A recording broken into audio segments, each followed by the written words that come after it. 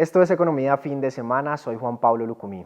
Hoy estamos en el Latinoamérica Pension Day, un evento organizado por la Universidad de los Andes en Bogotá, enfocado del tema de pensiones en la región. Y no estamos solos, hoy estamos con Jimena Quintanilla, quien es jefe de la Superintendencia de Pensiones en Chile, con experiencia de 10 años en este tema y con quien justamente hablaremos este tema. Jimena, me gustaría comenzar inicialmente hablándote de hacia dónde va la región en términos de pensiones. Hemos visto recientes reformas en Colombia, en Chile, en Brasil, en Colombia se está gestando, por ejemplo, y hacia dónde va la región, hacia un tema de aumentar las edades de pensión, por ejemplo, o pasarnos hacia lo público. Bueno, muchas gracias por la invitación. La verdad es que el tema de pensiones es un desafío muy grande y tiene que siempre estar en permanente evolución, ¿sí? Te diría que el principal desafío de los países latinoamericanos es ahorrar más, que cada vez más personas ahorren, lo que es un desafío para nuestros mercados laborales con mucha informalidad.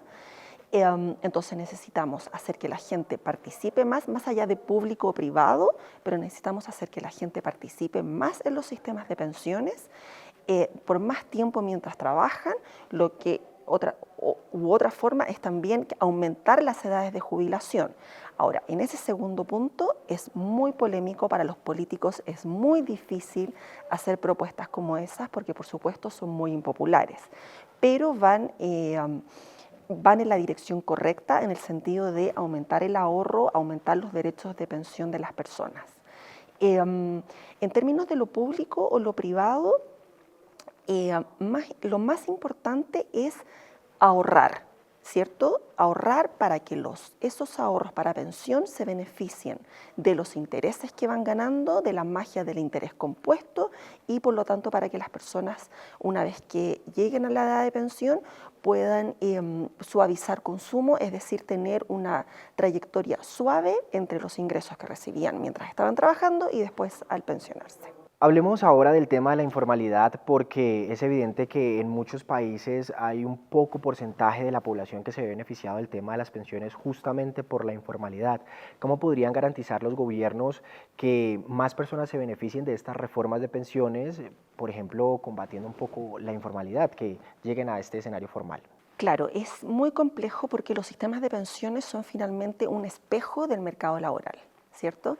Entonces, en ese sentido, hay que diseñar los sistemas de pensiones para que recojan las distintas particularidades del sistema y combinar distintos elementos del sistema de pensiones. Lo que decía recién es respecto del ahorro, pero también habría que combinarlo con pensiones que se financien a partir de impuestos generales, que es lo que se llama comúnmente como primer pilar o pilar no contributivo, ¿cierto? Donde las personas obtienen una pensión no por haber ahorrado durante su vida, porque por ejemplo no pueden o estuvieron en el sector informal toda su vida, no porque no quieran estar en el sector formal, sino que porque no pueden, porque tuvieron largos periodos de desempleo, porque la sociedad les asigna roles de cuidados, por ejemplo, a niños pequeños o adultos mayores.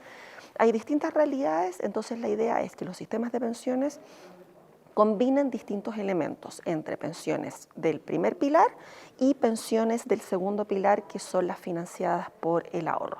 Por supuesto, también para las pensiones del primer pilar, para poder financiarlas hay que recaudar impuestos, que es otro desafío también. En todo esto, Jimena, es importante hablar del tema de las ideologías porque cuando estas reformas se están gestando en el Congreso, que a veces pasan o no pasan, pues son defendidas por personas que defienden justamente las ideologías de los partidos a los cuales están siendo representados. ¿Cómo podríamos hacer para que hayan reformas en las cuales representen más al pueblo y no tanto de pronto sus ideologías, que se vea beneficiado justamente el pueblo en general?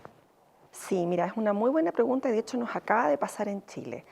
En mi país estuvimos más de 10 años tratando de discutir una reforma de pensiones y no se podía, justamente por las ideologías políticas, porque estaba cada uno en su trinchera sin ceder, eh, eh, abogando cada uno por tratar de imponer su postura al otro. En lo que acabamos de pasar, de alguna forma nadie quedó tan contento, que es una buena señal porque todos se dieron en favor de toda la población, de los actuales trabajadores y también de los actuales pensionados. Nadie quedó completamente contento, nadie quedó en el sistema ideal que hubieran pensado. Es una propuesta, la reforma que finalmente pasó es una propuesta muy distinta a la presentada originalmente y a las que se habían presentado en gobiernos anteriores, pero es un buen mix en términos de construir para el futuro una mejor pensión para las personas. No es la reforma final en el sentido que son sistemas dinámicos que tienen que ir evolucionando a medida en que van cambiando las condiciones del país. Jimena, muchas gracias por tu tiempo y por haber estado aquí en France 24. Encantada, muchas gracias por la invitación.